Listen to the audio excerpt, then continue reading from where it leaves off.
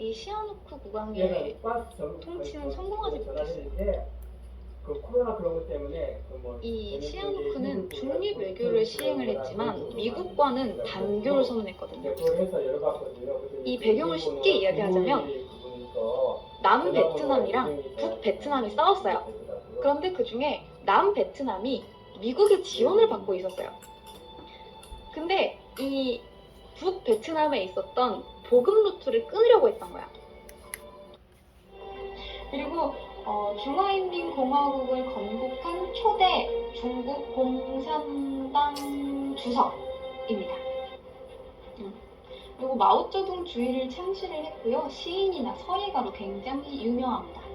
굉장히 문장가, 서예가, 약간 선동을 잘하는, 말 굉장히 잘하는 사람이죠.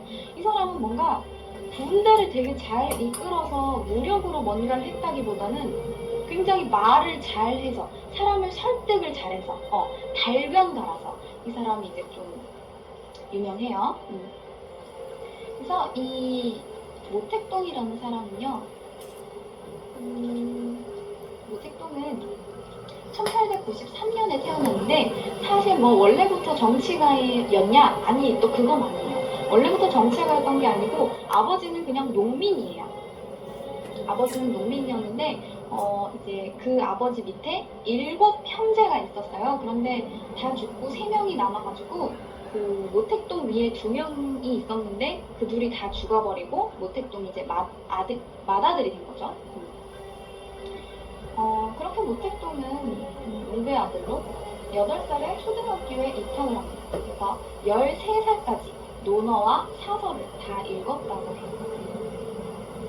그리고 중학교로 넘어가려고 했는데 아버지의 반대로 중학교에 진학하지는 못하고 계속해서 농사일을 배우게 됐어요. 농사일을 하면서 천재네요. 그죠? 머리가 굉장히 좋았어요. 그래서 더 이상 공부를 하지 못하고 계속해서 농사일에 전념을 했었어야 했는데 이 사람이 신문에 있던 어떤 혁명에 관련된 글을 읽고 여기에 굉장히 감명을 받은 거예요. 그래서 1911년 10월 신해혁명이 일어나자 혁명군에 입대를 했다가 1912년에 제대를 하고 중학교에 입학을 했다고 합니다. 그리고 중간에 다 삭제를 하고 영국으로 유학을 갔다 왔어요. 신해혁명이 뭔가요? 하면 아주 짧게 설명을 해줄게요. 1911년에 있었던 중국의 민주주의 혁명이고요. 여기서 중화민국 난징 정부가 탄생하게 됩니다. 넘어가죠. 자, 그리고 이 이후에 학교를 졸업하고 베이징으로 넘어가서 도서관 사서로 일을 하게 돼요. 그런데 도서관 사서로 일을 하다 보니까 굉장히 책을 많이 읽게 되겠죠. 책을 많이 읽게 되고 그 중에서도 마르크스의 사상에 굉장히 빠져들게 됩니다. 그리고 공산주의에 심취를 해요. 그리고 어찌어찌 고향으로 돌아와서 아버지가 돌아가셔서 아버지의 유산을 물려받고 결혼을 해서 아들도 둘을 낳습니다.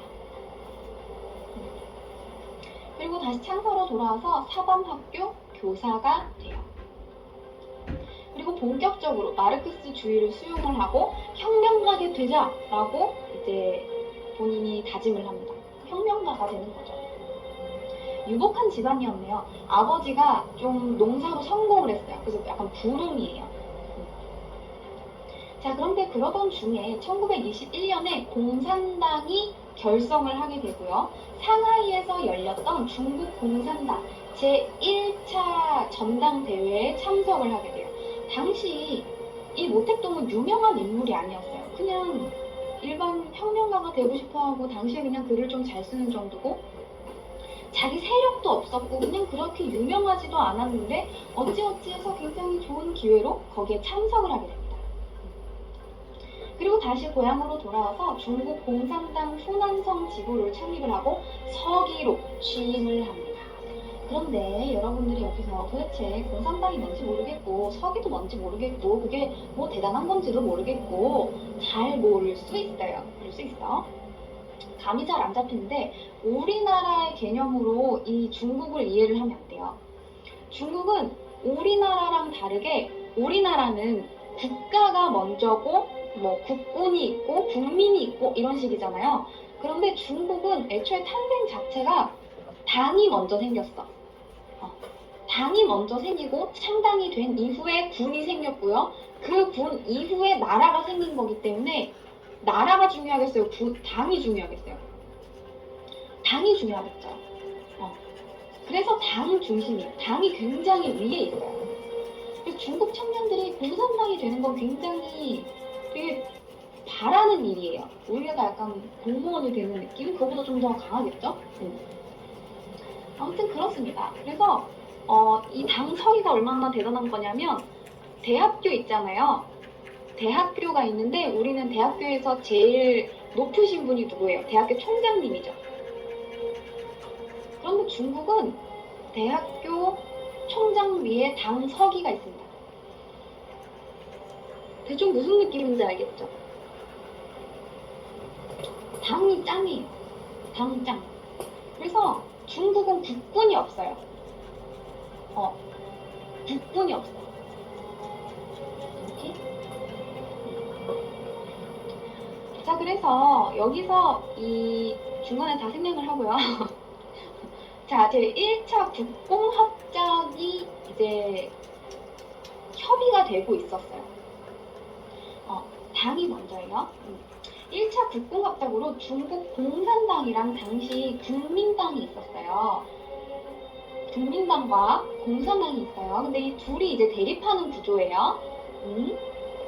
그래서 이 둘이 연합전선을 구축을 해보자라고 이야기를 하면서 공산당 측에서 4명을 뽑아요. 그런데 그중 1명이 모택동이었어요.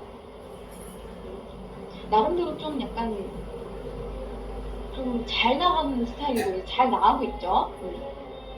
그래서 이제 이 둘이 국민당과 공산당이 둘이 이제 합작을 하자, 우리 둘이 이제 좀 그만 싸우자 하는 식으로 이제 국공 합작을 하게 되고 여기에서 4명으로 선출되었던 그 모택동이 약간 좀 쭉쭉 성장을 하게 되는 거예요. 공산당 안에서 약간 좀 입지를 다져나가게 되는 거죠. 그래서 이거를 계기로 이제 중앙후보집회위원으로 쭉쭉쭉 성장을 하다가 마지막에는 이제 중앙위원회 위원이 되려고 했는데 거기서는 실패하게 돼요. 여러 가지를 이제 역임을 했는데 결국 마지막에는 최종으로는 떨어져요. 그래서 자, 여기까지 이해가 안 된다? 여기까지 이해가 안 된다. 둘이 연합 세력을 왜 구축했는지 나는 이해 다 했어요? 둘이 왜 그만 싸우자라는 이야기가 나왔냐면 당시에 제국주의랑 군벌을 타도하자라는 식으로 이야기가 나온 거예요. 그래서 민족혁명을 성취를 할 만한 이런 계획을 갖고 있었던 거예요. 그런데 원래 여기서 이제 협상이 잘 됐었는데 국민당에는 장개석이라는 인물이 있어요. 장개석이라는 인물이 있고 공산당에는 약간 이제 나중에 되는 건데 나중에는 이제 대표 인물이 모택동이 되는 거죠. 국민당에는 장개석. 자, 장개석 씨 보여줄게요. 이분 장개석입니다. 이 사람이 국민당, 이 사람이 공산당 대표 인물입니다. 그런데 이 사람이 굉장히 공산당을 싫어하는 사람이었어요. 나는 공산당이 싫어요 하면서 정말 싫어했어요. 그래서 이제 이 둘이서 이제 그만 싸우고 우리 군벌 뭐 제국주의 다 타파하고 우리끼리 좀 잘 지내보자, 우리끼리 좀 합쳐보자라고 이야기가 나왔었는데 이 장개석이 같은 시대 사람이야. 이 장개석이 이 공산당의 입지가 굉장히 커질 걸 두려워했던 거예요. 우리 이렇게 손잡아놓고 나중에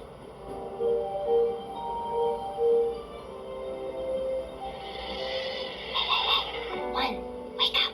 Come on, wake up! Where are we? And who's that? Aren't we reborn as software? 나중에 얘네들이 뒤통수를 치면 어떡하지? 우리가 이렇게 해놓고 나중에 공산당 사람들이 많아져서 우리 입지가 좁아져 들면 어떡하지? 라고 이제 생각을 하게 된 거죠.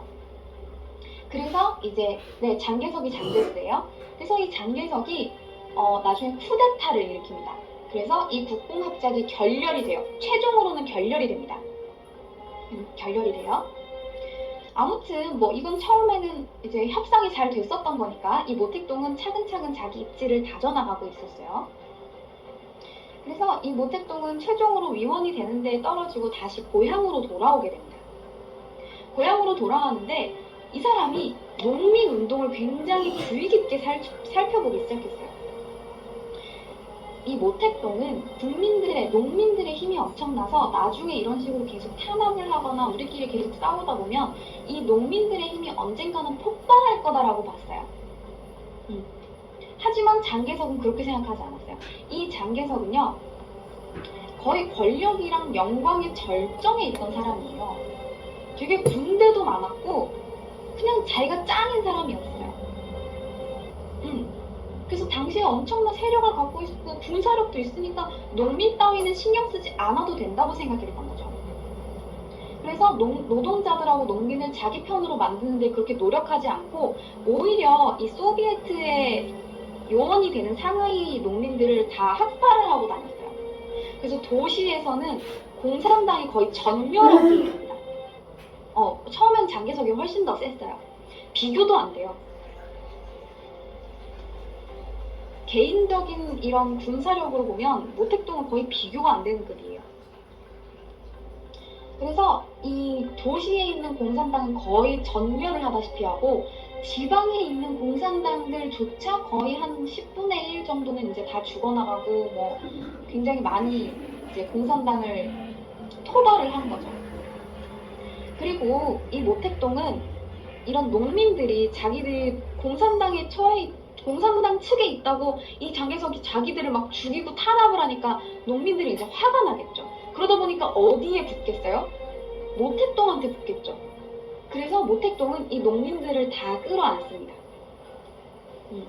그래서 수백 명의 농민 운동가들을 데리고 피신을 해요. 장개석이 괴롭힐 수 없는 곳으로 피신을 합니다. 그래서 한동안 은신을 하면서 농민 부대를 재정비해요. 그리고 모택동은 중국 공농혁명군을 이끌긴 했는데 이 장개석의 토벌 군대에 다 진압을 당했어요. 장개석이 엄청나게 군사력이 짱짱했습니다.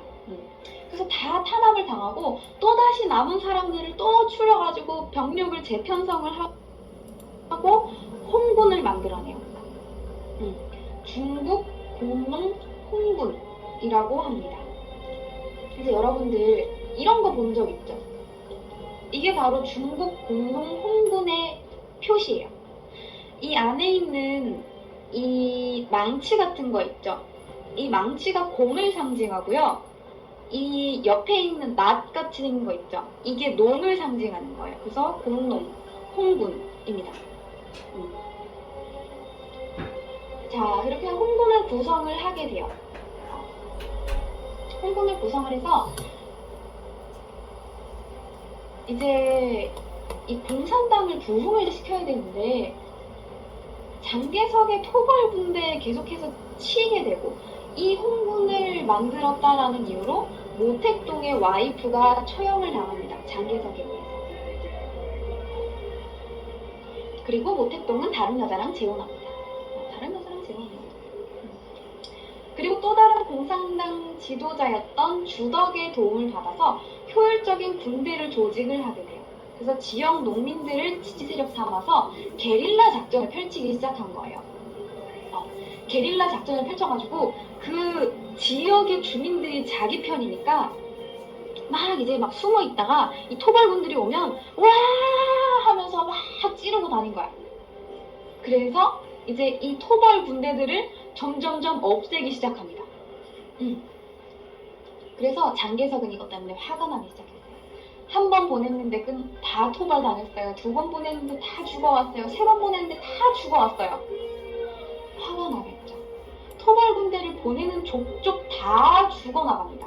그리고 홍군에 패배했던 이 국민 당군이 버리고 가거나 뭐 죽어서 떨어뜨렸던 무기들 혹은 식료품들 이런 것들이 홍군의 차지가 되면서 점점 뭔가 막 홍군을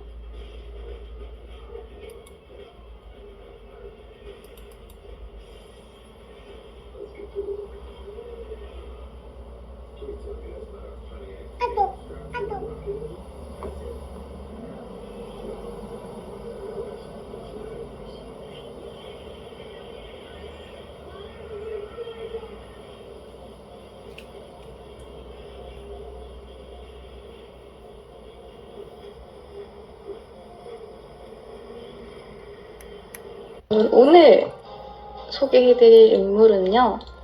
짠! 어디서 보신 적 있고 적용하고 시행착오를 거쳐서 발전하죠. 그리고 그 중에서 잘 몰라서 사용했던 매우 충격적이고 또 치명적인 발명품들이 존재했습니다. 그래서 오늘은 그 중에서도 탑5를 정해서 인류를 1919년 3월 1일 날 독립운동이 시작이 된 거예요. 그러니까 이 독립운동은 1910년부터 1919년까지 근 10년간을 식민 통치를 당하고 있었던 때에 발발한 사건이에요. 이때 왜 근데 하필 이때 3.1 운동이 독립운동이 시작이 됐냐면요. 일단 크게 국내랑 국외 사건으로 나뉘게 됩니다. 두 가지로. 이때 국외에 무슨 일이 있었느냐? 1918년 11월 11일 독일의 항복으로 끝난 제1차 세계대전. 세계대전이 우리랑 뭔 상관이야? 우리는 참전 우리 가지도 않았는데? 유럽끼리 싸운 거 아니야? 자, 전말을 한번 알아봅시다. 네. 제1차 세계대전이 왜 시작됐는지를 한번 알아보자고 우리. 제1차 세계대전은요, 20세기 초 제국주의 때문에 성립이 됐어. 물론 이제 도화선이 된 사건 여러분들 다 아시겠죠? 사라예보 사건이에요. 발칸반도 사라예보에서 오스트리아 황태자 부부가 저격을 당하면서 사망하게 되고, 오스트리아가 세르비아에 선전포고를 하고, 러시아가 세르비아를 지원하고, 동맹 관계 때문에 만들어지고, 전선이 형성이 되고, 순식간에 유럽 전체가 전쟁터가 된 사건이에요. 그게 바로 제1차 세계대전이란 말이에요. 이 시기에 유럽 제국이랑 미합 중국, 일본, 기타 등등 자본주의 경제가 거의 독점 단계에 들어섰단 말이야, 이 당시에. 그러니까 각국은 이미 충분히 자기 국민의 그런 경쟁력을 다 이미 형성을 한 상태였어. 그러다 보니까 어떻게 우리 국민들은 충분히 부유하게 잘 살고 있는데 더 싸게 원료를 구하고 더 비싸게 팔아먹을 때가 필요한 거야. 배출구가 필요하다고. 커피가 영국에서부터 시작된 건 아니잖아. 커피가 미국에서부터 난 건 아니잖아요. 아프리카, 아시아 이런 데가 원료를 되게 싸게 공급받을 수 있고 그 지역의 특산물이 있고 더 비싸게 팔아먹을 수 있는 데란 말이에요. 인도, 기타 등등. 그러다 보니까 이제 이 시기가 되다 보니까 이제 제국 열강들이 식민지 땅 따먹기를 하기 시작해요. 누가 더 식민지 많이 먹나를 이제 서로 경쟁을 하기 시작했단 말이에요. 그래서 나온 풍자 그림이 이제 이런 게 있어요. 이건 이제 영국 풍자한 거예요. 영국이 워낙 많이 땅덩어리를 먹었으니까. 이미 영국도 많이 먹고 있었고, 나중에 뒤늦게 다른 독일도 참전을 했고, 이미 프랑스도 많이 먹고 있었고, 이런 상태였어. 어마어마했다고. 그러다 보니까 이렇게 식민지를 먹겠다고 눈치 싸움을 하고 경쟁을 하고 사소한 사건 하나만 있어도 아주 그냥 물고 뜯고 난리였단 말이야. 이미 제국주의 열강들 때문에 다 이제 분할이 된 상태였어. 이제는 재분할이 필요한 때야. 그렇게 눈치를 보다가 하얗고였던 발칸반도에 불이 붙어서 뻥 하고 터지게 됩니다. 이때다 하고 동맹국들 모여가지고 전쟁을 하고 명분을 찾고 난리가 난 거지. 결국 독일이 지죠. 베르사유 조약을 체결을 하게 되고 막을 내립니다. 어디가 이겼죠? 영국, 프랑스, 미국, 일본 등등이 이깁니다. 승전국이 되었죠. 자, 그러면 도대체 여기까지가 우리나라랑 무슨 상관이야? 이제 나옵니다. 승리를 하기는 했으나 제국주의로 인해서 많은 피해를 받고 수많은 사상자가 나왔죠. 그러다 보니까 나중에 이제 슬쩍슬쩍 자기 자국의 이익도 챙길 겸 영국의 수상, 프랑스 대통령, 미국의 윌슨 대통령이 모여서 프랑스 파리에 모여서 파리 평화회의를 하게 됩니다. 우리 더 이상 희생을 내지 않고 싸울 방법을 찾아보자. 우리 세계에 좀 더 질서정연하게 만들어보자. 우리 좀 평화롭게 살아보자. 라고 회의를 하게 돼요. 이때 미국의 윌슨 대통령이 이른바 14개조라는 새로운 세계 질서를 발표를 합니다. 그 중에 제일 중요한 거 하나가 뭐냐면 민족 자결주의예요. 민족 자결 원칙이라고도 하는데요. 이게 뭐냐면 어느 민족에게나 자유롭고 공평하고 동등하게 자신들의 정치적 미래를 결정할 수 있는 자기 결정권, 즉 자결권을 인정해야 된다라는 게 민족 자결주의예요. 또 이때 미국 말고도 러시아에서도 레닌이 뭐 국제 공산주의 운동을 지원한다 그러면서 약소국들의 식민지 국가에 무장 독립 운동을 적극적으로 지원한다 라고 이야기를 하니까 이 민족 자결주의 발표는 당시 강대국들의 지배를 받던 전 세계의 약소 민족들한테 꿈과 희망과 용기를 불러주게 됩니다. 그리고 이 약소 민족들 중에는 우리나라, 조선이 포함되어 있었어요. 물론 이때 일본은 미국을 도와서 제1차 세계대전에서 승리한 승전국이었고 그 지위를 이용해서 한국 민족은 일본 민족이랑 사실상 하나다, 내선 일체다 라고 논리를 퍼뜨리면서 많은 분들이 3.1운동의 실패라고 이야기하는 이유 중 하나가 바로 그거예요. 독립운동을 시작하고 나서 바로 독립이 안 됐잖아. 1919년에 독립운동을 했는데 1945년에 일본이 핵폭탄을 맞고 나서 그제서야 우리 항복이라고 한 다음에야 그 광복이 된 거잖아요. 해방이 된 거잖아. 그러다 보니까 이 당시에 3.1운동이 이제 좀 그렇게 막 3.1운동, 독립운동, 독립은 아니었어요. 그렇지만 3.1운동을 계기로 일어난 일들이 엄청나게 많기 때문에 이건 진짜로 되게 중요한 사건이에요. 어쨌든 우리나라에는 해당되지 않는 이야기였지만 꿈과 희망과 용기를 불어넣어 줬기 때문에 우리나라도 3.1운동, 독립운동을 시작을 하게 된 겁니다. 이게 배경이에요. 국외적 배경. 아시겠죠?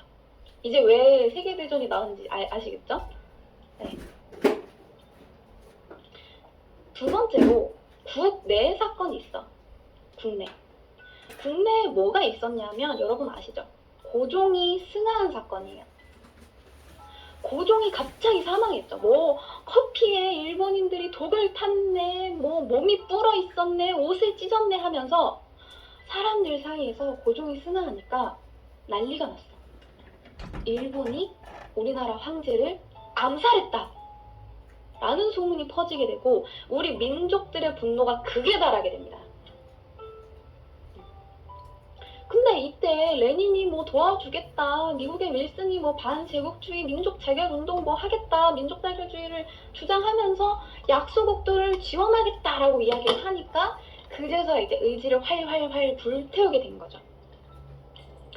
그렇게 준비를 하고 있는데 또 이게 국내 국외 크게 두 가지 사건이 빵 하고 터져서 3.1운동이 바로 된 건 아니에요.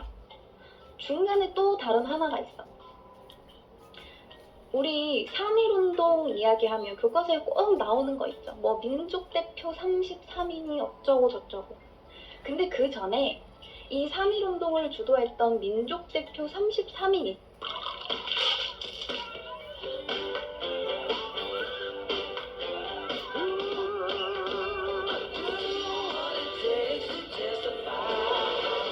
전에 1919년 2월 8일에 28 독립선언을 먼저 알아야 돼요. 1918년 일본의 명문대 와세다 대학에 다니던 이광수라는 사람이 민족 자결주의 이야기를 딱 듣고 그때부터 독립의 희망을 품게 됩니다. 그러고 같이 이제 동지들을 모아서 기민독립선언서를 뭐 하고 영문으로 번역을 하고 조선 유학생들을 다 모아가지고 낭독을 합니다. 그리고 독립운동을 구체적으로 방향을 논의할 때쯤 일본 경찰들이 들이닥쳐서 강제 해산이 되고 학생들이 기소가 되고 검거가 되고 2월 한 달 내내 그 난리가 났어요. 독립운동 난리가 났어. 이게 조선이랑 해외에 다 보도가 된 거야. 그러다 보니까 우리도 해야겠다. 지금 이 일본의 심장부에서 얘네들이 학생들이 이렇게 운동을 하고 있는데 우리도 해야지 라고 하면서 이미 준비를 하고 있던 그 3.1 독립운동이 빵 하고 터지게 된 거예요. 이 독립운동을 계획한 계층은 종교인들이랑 학생들이었어요. 이제 이게 우리 교과서에 실려있는 민족대표 33인 사진입니다. 그림이죠. 왜 근데 왜 하필 종교인들이랑 학생들이에요? 어른들이 막 나서서 해야 되는 거 아니에요?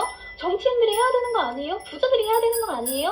라고 하지만 비밀리에 모일 수 있었던 합리적인, 합법적인 단체가 종교랑 학생이었어. 학교에서 모이죠, 뭐 교회에서 모이죠, 모일 수 있잖아.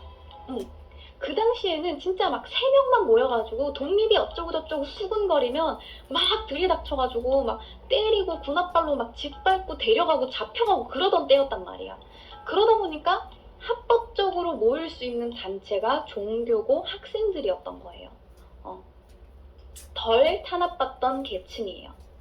그래서 종교 단체에는 어디가 있냐면 천도교, 기독교, 불교 이렇게 있습니다. 그리고 학생들. 원래는 3.1 운동이 아니라 3.3 운동이 될 뻔했었어.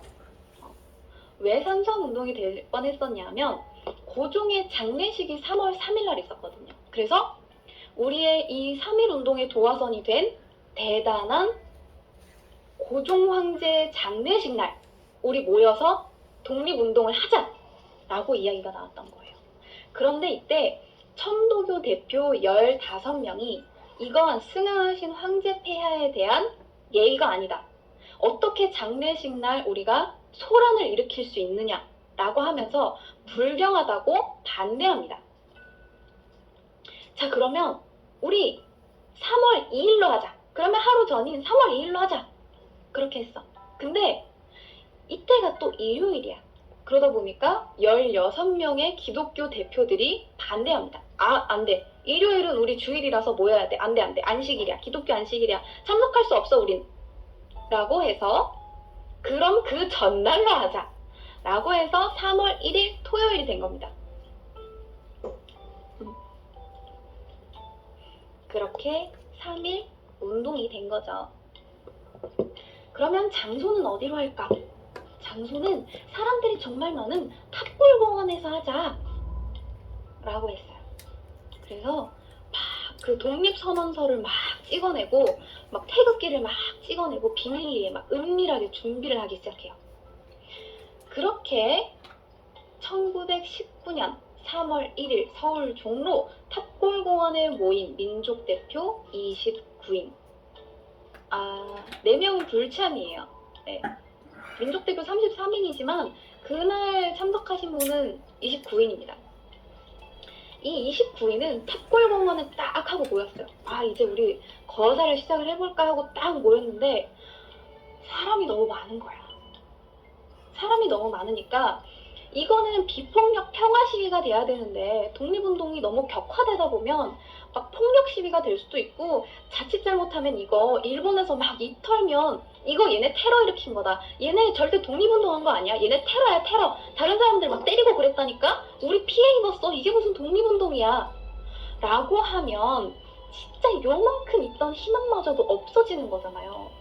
그러니까 우리 소박하게 우리끼리 모여서 하자 라고 한 거예요. 아무튼 그런 걱정에 발길을 돌립니다. 그렇게 소박하게 태화관에 모여서 독립선언문을 낭독을 하고 축하연을 베푼 다음에 전화를 해. 벨렐레. 거기 조선총독부죠? 우리 민족대표 일동이 태화관에 모여서 독립선언식을 거행을 했고요. 우리 지금 축배 들고 있어요. 딱 통보를 해요. 그러니까 일본 경찰들이 당황하. 뭐야 얘네들? 야 가봐. 그래서 일본 경찰들이 우르르르르 태화관에 모입니다. 그리고 이들을 연행해 가요.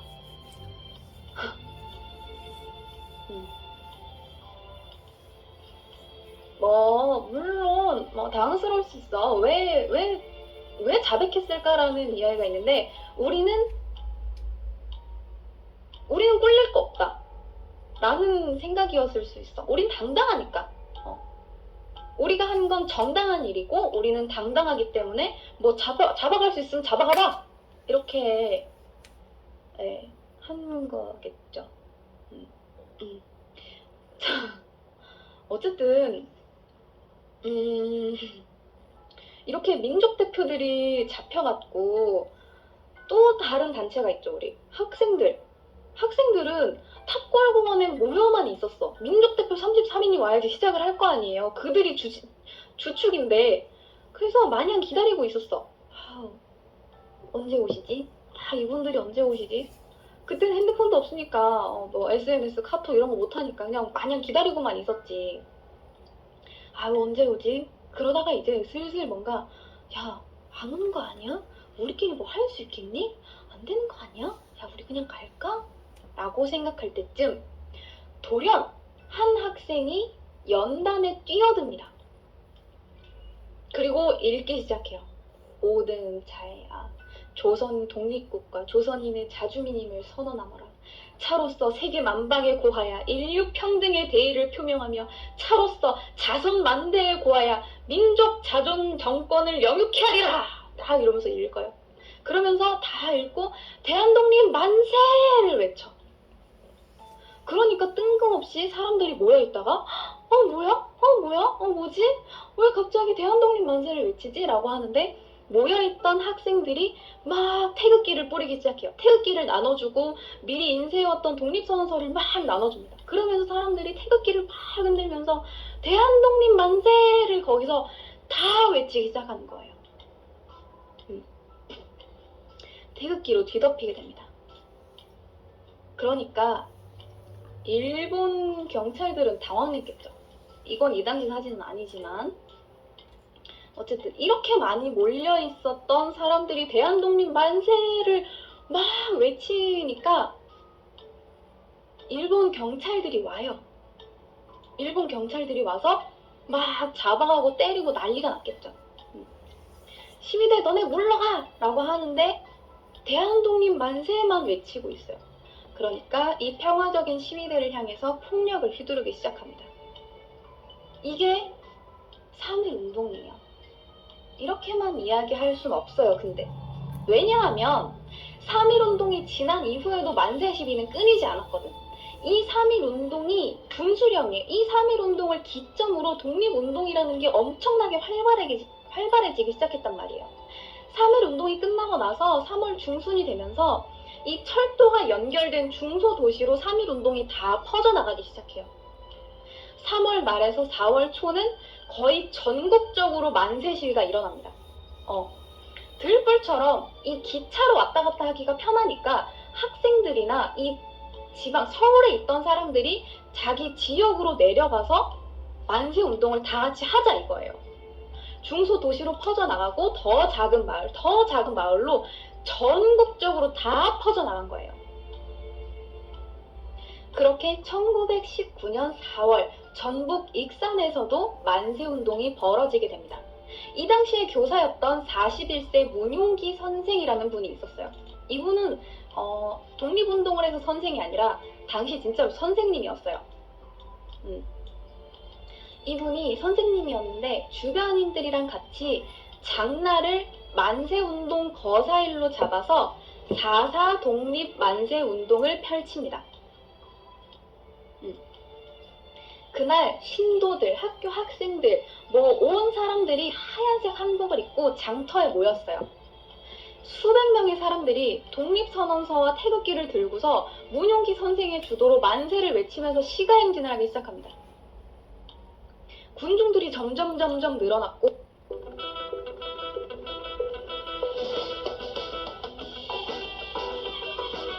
되고 만세 함성이 점점 커집니다. 그러다 보니까 또 일본 헌병이 나타나요.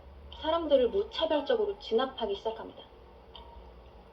이때도 문용기 선생은 선두에 서서 태극기를 들고 만세를 외쳤어. 만세! 대한독립 만세! 그걸 본 일본 헌병이 태극기를 들고 있던 문용기 선생의 오른팔을 칼로 베어버립니다. 태극기가 뚝 하고 떨어졌겠죠. 오른손과 함께. 그러자 문용기 선생은 팔 하나쯤은 신경도 쓰지 않는다는 듯이 멀쩡한 왼팔을 들어서 다시 태극기를 짚습니다. 또다시 대한독립 만세를 외쳐요. 대한독립 만세! 그러니까 일본 헌병이 또다시 왼손을 자릅니다. 또 떨어졌겠죠. 두 팔을 잃었음에도 불구하고 앞으로 뛰어나가면서 대한독립 만세를 외쳤어요. 격분한 일본 헌병은 문용기 선생을 따라가서 총검으로 온몸을 찌르고 난자합니다. 그렇게 처참하게 살해해요. 그리고 시신 수습까지 당했어요.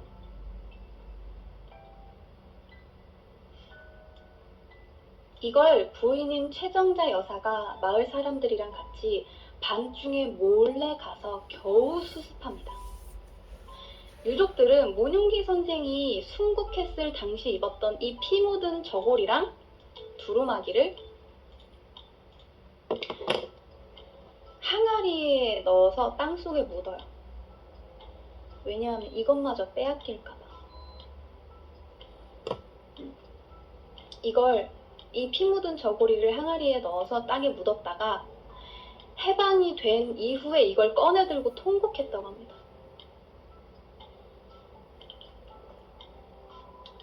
너무 슬프죠.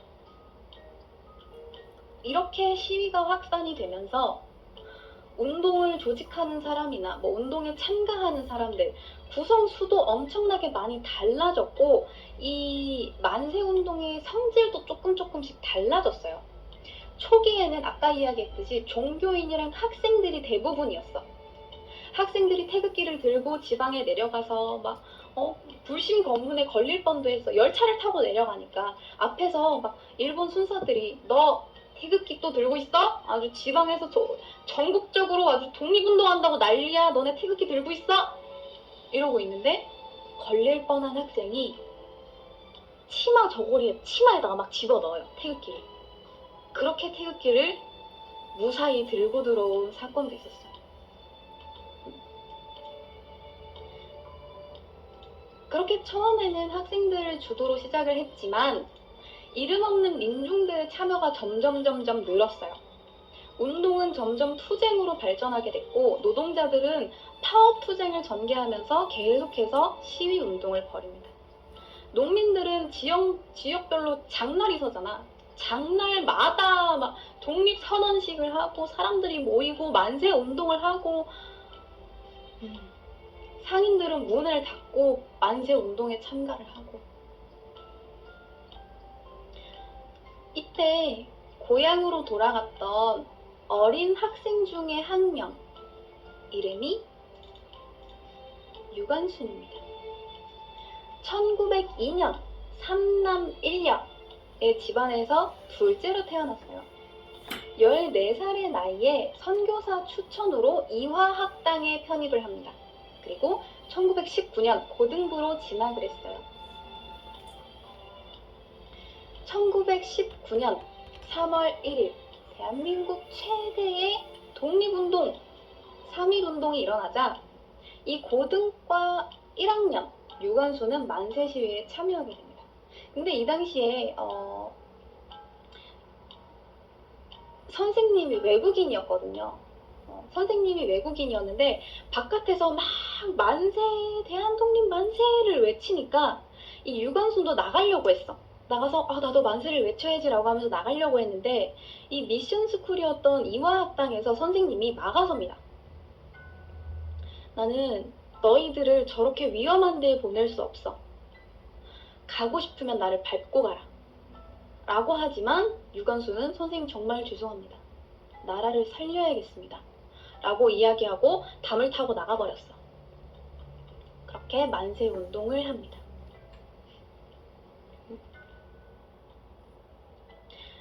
이렇게 만세 시위가 난리가 나니까 1919년 3월 10일에 학생들이 주도를 하다 보니까 일본이 더 이상 안 되겠다라고 해서 휴교령을 내려버렸어. 아예 모일 구실 자체를 안 만들어줬다고. 휴교를 하다 보니까 이제 유관순이 어떻게? 중소도시로 내려가게 되겠죠. 고향인 천안으로 가게 됩니다. 4월 1일, 음력 3월 1일이에요. 병천이라고 하죠. 아우네 장터에서 장날의 만세 시위를 전개했어요. 수천 명의 군중들이 독립만세를 외치면서 독립 시위를 이어갔죠. 그 앞에 누가 있었냐? 유관순의 부모 유중공과 어머니 이씨가 있었어요. 이 부모님 역시 대한독립 만세를 외치면서 독립운동을 주도를 했는데 또다시 일본 헌병이 아버지를 죽입니다. 총으로 쏴서 아버지를 죽였어. 그러니까 옆에 있던 어머니가 내 이놈들 어떻게 사람을 이렇게 무참히 죽일 수가 있느냐 라고 하니까 어머니도 쏴서 죽여버려요. 눈앞에서 부모님을 잃었어. 일본군한테. 현장에서는 유관순이 잡혀갑니다. 거의 집안이 풍비박산이 난 거야. 순식간에. 일본 순사가 그렇게 이야기해요. 네가 한 거 순순히 인정하고 잘못했다고 얘기해. 너 더 이상 이거 안 한다고 얘기해. 수사에 협조한다고 이야기하면 내가 너 풀어줄 수도 있어. 라고 하지만 유관순은 들은 척도 안 하죠. 그렇게 5월 9일 1심 재판에서 재판정에다가 호통을 칩니다. 나이도 어린 학생 17살짜리가 재판정에 서서 제 나라를 찾으려고 정당한 일을 했는데 어째서 제 나라 독립을 위해서 만세를 부르는 것이 죄가 되느냐. 아무런 무기도 갖지 않고 만세를 부르며 시가행진을 하는 사람들에게 무차별 총질을 해대어 아버지, 어머니를 비롯한 무고한 수많은 목숨을 저리도 무참히 뺏을 수 있느냐. 죄가 있다면 불법적으로 남의 나라를 뺏은 일본에 있는 것이 아니냐. 입이 있어도 말할 수 없으며 귀가 있어도 들을 수 없고 눈이 있어도 볼 수 없는 이 지옥 같은 식민지배가 죄가 아니냐. 자유는 하늘이 내려준 것이며 이건 누구도 빼앗을 수 없다. 라고 이야기해요. 집안 자체가 일단 거의 독립운동가 집안이에요. 오라버니였던 유우석이라는 사람 역시 독립운동가였어요. 근데 이 아버지 어머니가 사망하고 오라버니였던 유우석도 독립운동가였고 유관순은 잡혀갔단 말이에요. 근데 이 둘이 극적으로 만난 때가 있었어. 언제였냐? 둘 다 잡혔을 때야. 오라버니 유우석이 잡혀서 공주 검사국의 송치가 됐어. 그래서 둘이 만나게 됩니다. 그럼 시작은 평화 시위였지만 지방으로 내려가기 시작하면서 점점점 성질이 바뀌어갔어. 니네가 우리 때렸어? 우리도 똑같이 때려줄 거야. 보마 들자. 똑같이 때려주자. 라고 하면서 굉장히 공격적인 시위를 벌이게 됩니다. 그러자 일제 눈엣가시가 됐습니다. 이 화성이. 그렇게 4월 15일 오후 2시경 화성 제암리로 들이닥친 순사들은 갑자기 태도를 바꿔요. 야, 우리가 때렸던 거 진짜 미안한데 어쩔 순 없었다. 근데 그거 미안하니까 우리가 사과할게. 너네들 교회로 모이면 우리가 모아두고 사과할게. 교회로 와라. 주로 15세 이상의 남성들을 7살 어린아이가 동생 먹여주겠다고 식모살이를 하고 있더라고요. 동생한테 아마 먹을 거 가져오겠다고 약속을 했나 봐요. 제한리 교회로 불러요. 미리 명단을 다 파악했어. 이 마을에 사는 사람들 나이가 몇 살인지, 남잔지 여잔지. 교회에 오지 않은 사람들은 다 집에 찾아가서 데려왔어. 그렇게 교회에 남자들이 다 모였어요. 갑자기 일본군이 교회 문을 폐쇄하기 시작합니다. 못질을 다 해서 창문, 문 할 거 없이 다 막아놨어. 그리고 무차별적으로 사격을 시작해요. 마구잡이식으로 사살한 일본군은 증거인멸을 하기 위해서 교회 주위에 지푸라기를 깔기 시작해요. 그리고 불을 지릅니다. 처참하게 학살당한 주민 23명. 창밖으로 뛰어내릴라 치면 밖에서 총을 쏴서 죽여버렸어. 총을 맞아 죽던지 아니면 산채로 안에서 교회랑 같이 타는 것밖에 없어. 그렇게 교회에다가 불을 질러서 증거인멸을 해놓고 이제는 마을을 찾아가면서 마을 집집마다 불을 지르기 시작해요. 어느 정도였냐면 그 이튿날 30리 밖에까지 재가 날아다니고 송장 타는 냄새가 나더랍니다. 이거를 나중에 증언하신 분의 이야기를 들어보니까 어떤 여자가 뒷동산에서 너무 서럽게 울고 있대요. 그래서 왜 울고 있냐고 물어보니까 우리 남편이 저 교회에 들어가더니 나오질 않는다고.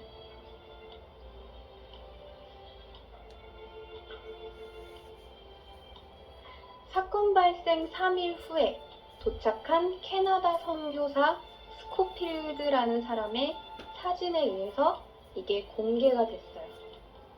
근데 이게 세상에 알려졌고 감히 어떻게 조선인을 이렇게 학살할 수가 있어? 라고 하면서 재판 비스무리한 게 열려요. 너무 민간인을 너무 학살했다 라고 하면서. 근데 그 일을 주도했던 일본인은 이렇게 이야기해요. 이 지역에서 집단 반항기가 보여서 사격을 했을 뿐이고 그 과정에서 혼란 중에 서쪽 집에서 불이 나기 시작했는데 이게 바람을 타고 교회당에 옮겨 붙은 것 뿐이다. 이건 우발적이었다. 우리가 계획한 게 아니었다. 라고 이야기해요. 이 일본군 학살 주범인 중위는 50일 근신 처분을 받습니다.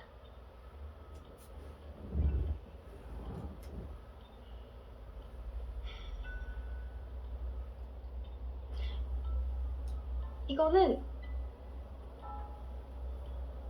그 당시에도 어쩔 수 없는 사고 취급을 받았고 나중에 1982년이 되어서야 유해가 발굴이 되었어요. 그러니까 사건 발생 63년 만에 발굴이 되어서 그제서야 사람들이 제암리 교회 뒷동산에 안장이 되었다고 합니다.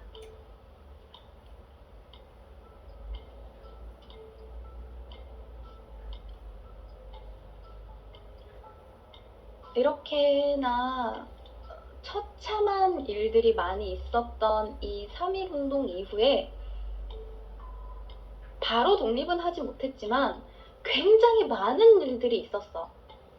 대한민국 임시정부가 수립이 됐고 국외에서 만주에서는 무장투쟁을 하기 시작했고 민족운동이 전개가 됐고 이제부터 일본이 통치 방식이 바뀌기 시작했어요. 원래 그전에는 언론을 통제하고 경찰을 통제하고 다 통제하는 무당 통치였어. 너네 내 말 안 들으면 다 때려 죽여버릴 거야 였는데 문화 통치로 바뀌어버렸어. 얘네 이렇게 무조건 억압하면 안 되겠다. 라고 하면서 문화 통치로 바뀌고 우리 민족들은 우리도 할 수 있다. 우리도 전국적으로 이렇게 만세운동을 하면 우리도 할 수 있다라는 자신감을 갖게 됐어요. 그리고 국외적으로는요. 물론 의거 활동도 많았고 우리나라의 독립 활동도 활발했는데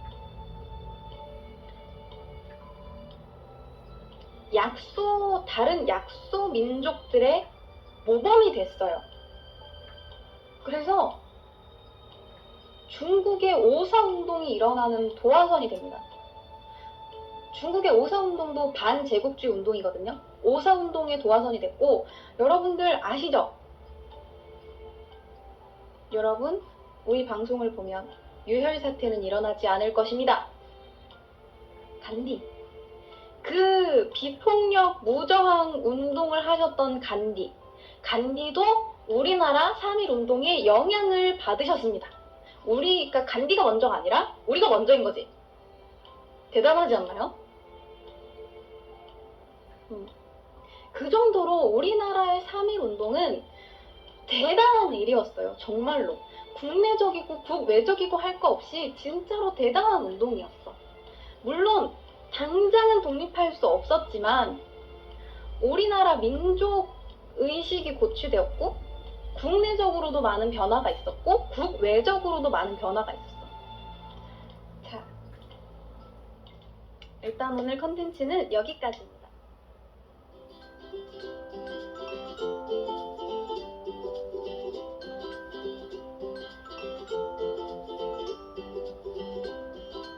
Visions are in the lights, golden like kingdom sights, 12.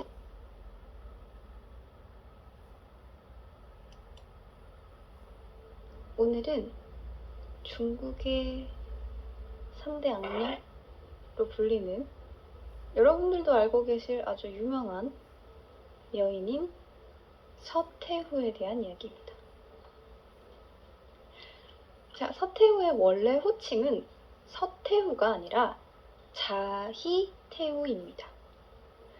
근데 원래 황후였던 자안황후와 함께 자희태후는 자금성의 서쪽에 산다라고 해서 서태후가 됐고요. 자안태후는 자금성의 동쪽에 산다고 해서 동태후라고 불렸습니다. 그래서 서태후와 동태후예요. 공식적인 명칭은 아주 긴데 조금 줄여서 효흠현 황후 예허나라씨예요. 그래서 줄여서 효흠현 황후라고도 합니다. 자, 서태후는 1835년 10월 10일에 태어났다고 해요. 그런데 정확하게 출생지가 어디인지는 밝혀지지 않았습니다. 그냥 아버지가 예허나라 허징이고 어머니가 푸채씨라고 합니다. 이 서태후의 아버지는 말단 관리였기 때문에 어렸을 때 그렇게 부족함이 없이 살았다고 합니다. 꽤 유복한 생활을 했고 덕분에 약간의 한문을 읽고 쓸 줄 알았으며 회화, 자수 등등 당시에 여성이 지녀야 할 덕목들 그런 기초적인 것들을 익혀나갔다고 합니다. 그러다가 1849년 아버지가 몽골 지역의 지방관으로 임명이 되어서 몽골로 이사를 가게 되었고 1852년 청나라에서 정기적으로 국력 안택을 했었습니다. 그리고 당시 16살이었던 서태후는 황제의 눈에 띄어서 궁녀로 뽑혀서 연명원이라는 곳에 지내게 됐어요. 근데 당시 서태후는 황제의 총애를 그렇게 받지 못했어요. 그래서 8단계의 비빈 등급 중에 되게 낮은 단계였던 6단계였어요. 근데 이에 대해서는 조금 말이 많아요. 남편이었던 한풍제의 눈에 잘 들지는 못했다고 해요. 그 이유가 한풍제가 서태후 얼굴을 보고 좀 드세게 생겼네 라고 해서 별로 안 좋아했다는 이야기도 있고 서태후가 감히 황제의 근심거리에 대해서 이야기를 하고 조언을 했기 때문에 건방져서 싫어했다는 이야기도 있어요. 하지만 이 서태후의 장점이 목소리가 상당히 아름다웠다고 합니다. 그래서 노래를 부르는데 그 노랫소리가 정말 좋았대요. 때문에 한풍제가 좋아했다고 합니다. 엄청 아름다웠는지는 잘 모르겠고 목소리가 좋았고 노랫소리가 아름다웠다고 좋아했다고 합니다. 덕분에 승은을 입게 되었고 1년 뒤인 1856년 황후였던 동태후도 낳지 못한 아들을 서태후가 처음으로 낳게 됩니다. 덕분에 그녀의 아들은 유일한 황희 계승자가 되었고 의귀비의 책봉이 됐어요. 그래서 후궁임에도 불구하고 거의 황후급 영향력을 갖게 됩니다. 그러다가 1860년에는 사건이 하나가 터지는데 선주는 중국인인데 선적은 영국 선적인 한 배가 검문에 걸립니다.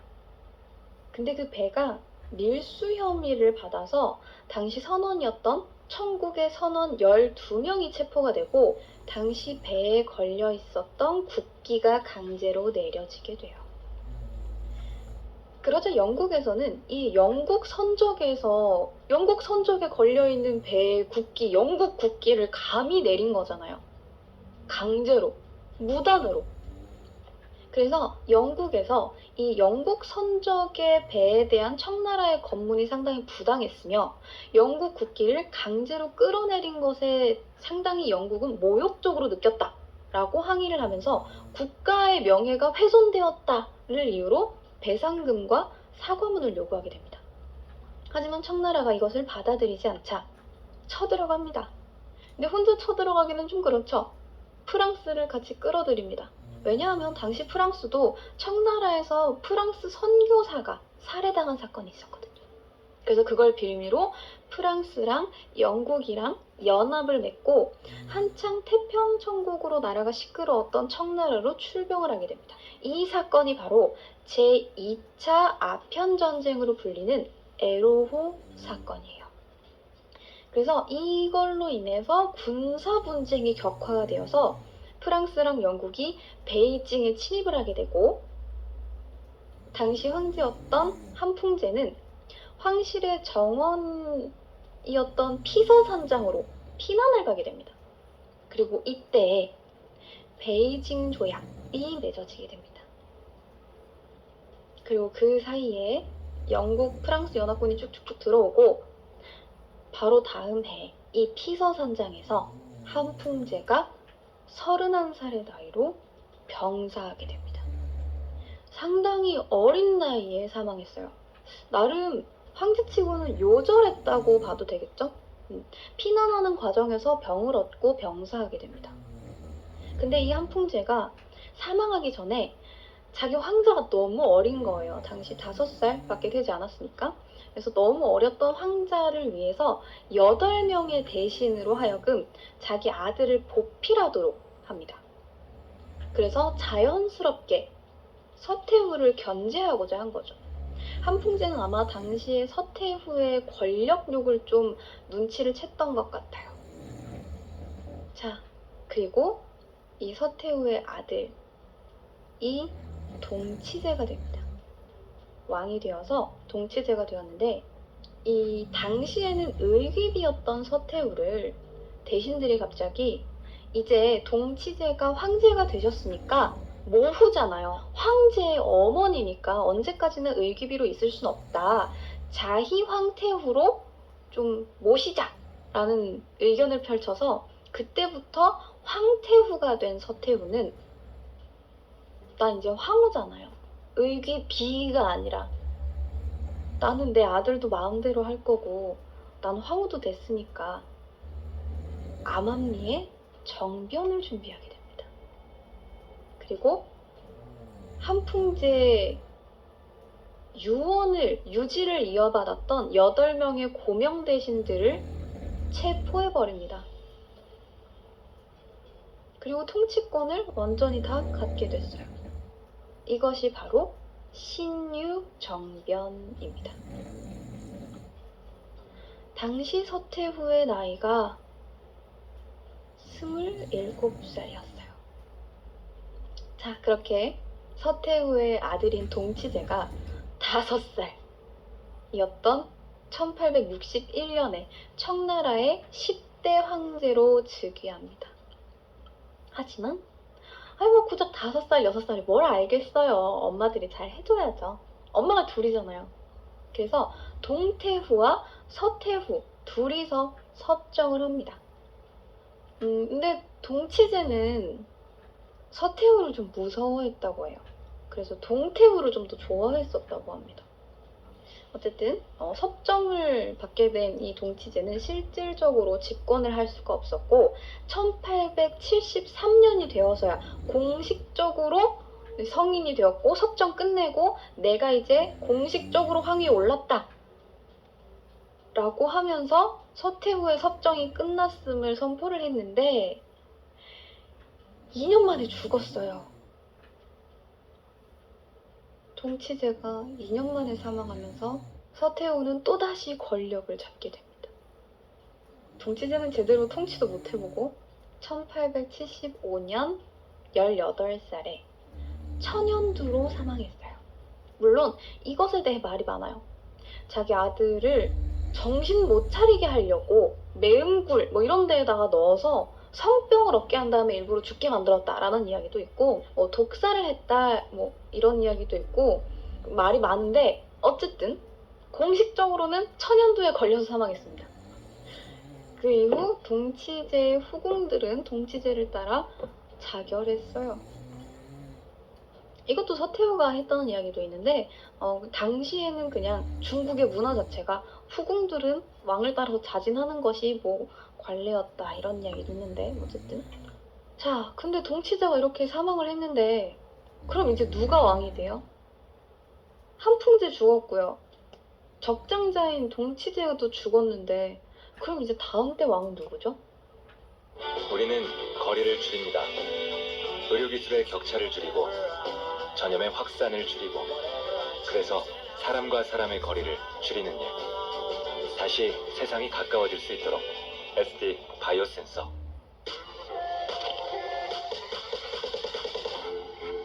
신체적 조건 때문에 동정의 대상이 되기보다는 노력을 통해 동경의 대상이 되고 싶습니다.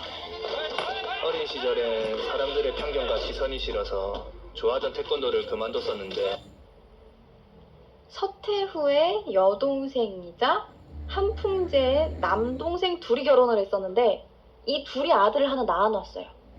그래서 입양을 합니다. 3살짜리 아이를. 광서제예요.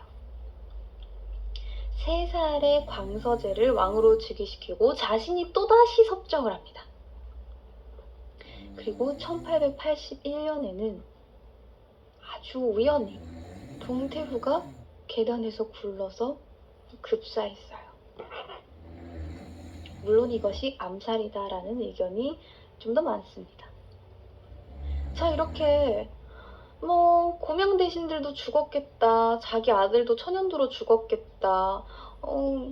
그 다음 왕은 어쩔 수 없이 3살짜리고 같이 섭정을 하던 동태후는 그냥 갑자기 죽어버렸네. 이 청나라를 이끌 사람이 이제는 서태후밖에 남지 않았어요. 이 서태후는 집권 시절 동안 잔인함으로 상당히 유명했습니다. 죄인이 있으면 옷을 벗기고 그물로 몸을 조여요. 그물로 몸을 막 조인 다음에 그 그물 사이로 살이 이렇게 삐져나오잖아요. 그럼 그걸 다 잘라요. 단도로 다 도려냅니다. 그리고 이걸 1000번을 버티면 사형수라도 풀어줬다고 해요. 그리고 은 3만 냥을 소비해서 지은 자신의 여름별궁인 이화원에 잘생긴 남자들을 잡아넣습니다. 잡아다 모아놓고 매일매일 한 명씩 픽하는 거예요. 너, 오늘은 너야. 이렇게 해서 그날 밤은 그 남자와 유전자 정보를 교환을 한 뒤